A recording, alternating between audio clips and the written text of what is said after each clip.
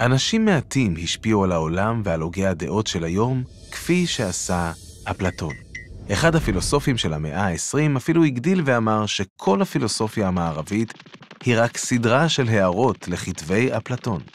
אפלטון יצר את האוניברסיטה המערבית הראשונה ולימד את חכמי הדור של יוון העתיקה, כולל אריסטו. אבל אפילו אחד ממייסדי הפילוסופיה לא היה מושלם. יחד עם רעיונותיו הגדולים, לאפלטון היו כמה רעיונות שלא ממש עמדו במבחן הזמן. אז הנה סקירה קצרה של כמה מרעיונותיו הטובים והגרועים ביותר. אפלטון טען שמעבר לעולמנו הפגום, נמצא עולם מושלם ובלתי משתנה של צורות. צורות הן הגרסאות האידיאליות של הדברים והרעיונות הנמצאים סביבנו. הן משמשות מעין חוברת הוראות לעולמנו. בתוך עולם הצורות צפים העץ האידיאלי, ערוץ היוטיוב האידיאלי, ואפילו הצדק האידיאלי, או האהבה האידיאלית. המציאות שלנו בנויה מעותקים לא מושלמים של צורות אידיאליות.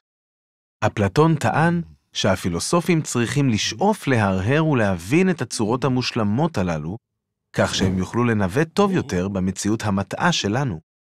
זה אולי נשמע טיפשי, אבל הפער בין העולם, כפי שהוא נראה לנו, לבין האמת הגדולה מאחוריו, הוא אחת הבעיות הקשות ביותר בפילוסופיה. אלפי עמודים נכתבו עליו על ידי תיאולוגים, פילוסופים ותסריטאים.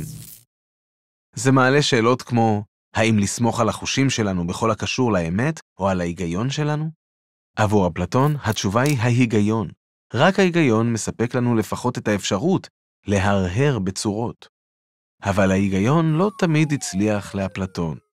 כשהוא ניסה למקם את בני האדם בין בעלי החיים, הוא צירף אותנו לקבוצת הציפורים. הולכי על שתיים חסרי כנף הייתה ההבחנה הרשמית שלו. דיוגנס הציני לא אהב את ההגדרה הזו, הוא פרץ לחיטתו של אפלטון עם תרנגולת מרוטה ואמר, ראו, האדם של אפלטון. אבל בואו נחזור לכמה רעיונות טובים. אפלטון היה בין התיאורטיקנים הפוליטיים הראשונים המוכרים לנו, ויחד עם אריסטו, הוא נחשב לאחד ממייסדי מדעי המדינה.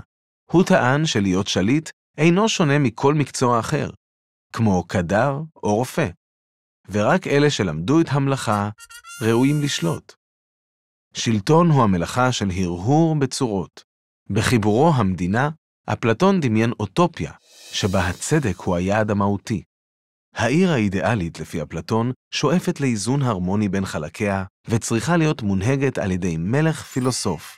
אלפי שנים לפני זמנו, אפלטון גם טען שנשים יכולות לשלוט בעיר מופת זו באותה מידה. לרוע המזל, אפלטון לא היה עקבי בנוגע לנשים, ובמקום אחר דימה אותן לילדים. הוא גם האמין שהרחם הנשי הוא חיה שיכולה לשוטט בגופה של האישה ולגרום למחלות. הרעיון הרע הזה, שנתמך גם על ידי בני זמנו של אפלטון, השפיע לצערנו על הרפואה האירופאית במשך מאות שנים. יתרה מכך, הוא חשב שהחברה צריכה להתחלק לשלוש קבוצות, היצרנים, הצבא והשליטים, וששקר אצילי גדול צריך לשכנע את כולם לקבל את המבנה הזה.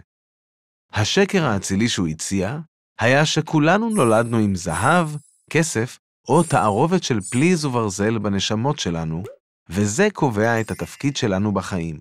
יש הוגים שמתייחסים אל רעיון השקר האצילי כאל אב הטיפוס של התעמולה של המאה ה-20, ושהמלך הפילוסוף הוא ההשראה לעריצים שהשתמשו בה.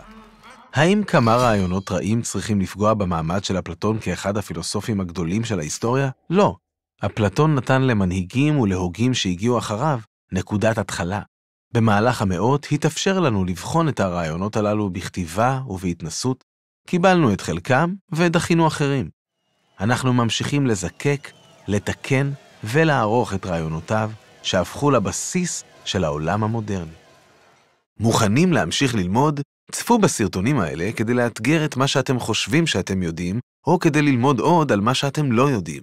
הרשמו והמשיכו לספק את הסקרנות שלכם.